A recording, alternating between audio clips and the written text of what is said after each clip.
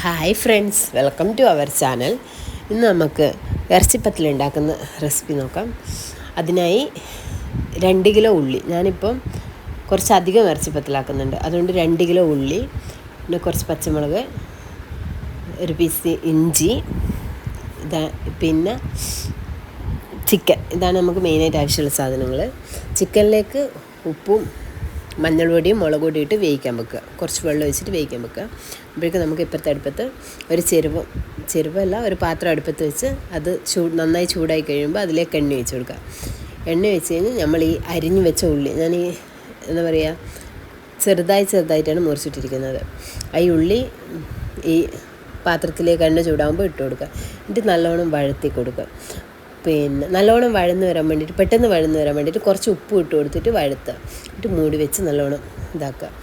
അത് അത്യാവശ്യം വഴന്ന് കഴിഞ്ഞാൽ അതിലേക്ക് ഇഞ്ചിയും പച്ചമുളകും ഇട്ട് കൊടുക്കുക.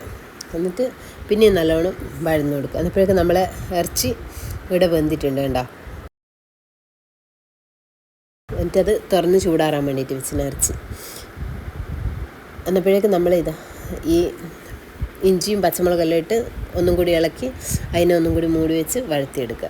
എന്നിട്ട് അതിലേക്ക് മഞ്ഞൾ പൊടി, ഉപ്പ്, ആവശ്യത്തിനുള്ള ഉപ്പ്, നമ്മൾ നേരത്തെ കുറച്ചല്ലേ ഉപ്പിട്ടുള്ളൂ, ആവശ്യത്തിനുള്ള ഉപ്പും, ഇറച്ചി മസാല, പിന്നെ ഗരം മസാല, കുറച്ച് മുളക് പൊടി, ഇതെല്ലാം ഇട്ട് നല്ലോണം മിക്സാക്കി എടുക്കുക. പിന്നെ ഞാൻ കുറച്ച് കുരുമുളക് പൊടി ഇടുന്നുണ്ട്.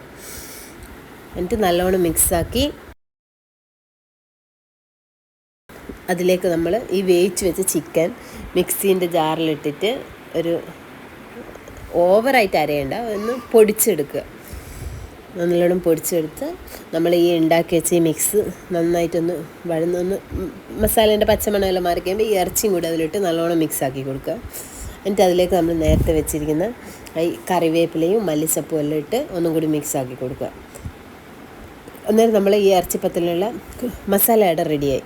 എനിക്ക് ഇച്ചിരി ഉപ്പിൻ്റെ കുറവുണ്ടായിരുന്നു, ഞാൻ പിന്നെയും കുറച്ചുകൂടി ഉപ്പിട്ട് കൊടുത്ത് എന്നിട്ട് അവിടെ മാറ്റി വെച്ച്. ഇനി നമുക്ക് വേണ്ടത് മൈദ എന്നുള്ള പൂരിക്കെല്ലാം കുഴക്കുന്ന പോലെ കുഴച്ചെടുക്കുക. ചപ്പാത്തിക്കും പൂരിക്കെല്ലാം ഗോതമ്പ് പൊടി ചപ്പാത്തിക്കെല്ലാം കുഴക്കൂല, അതുപോലെ ഈ ഒരു പരുവത്തിൽ നമ്മൾ നന്നായിട്ട് കുഴച്ചെടുക്കുക മൈദ.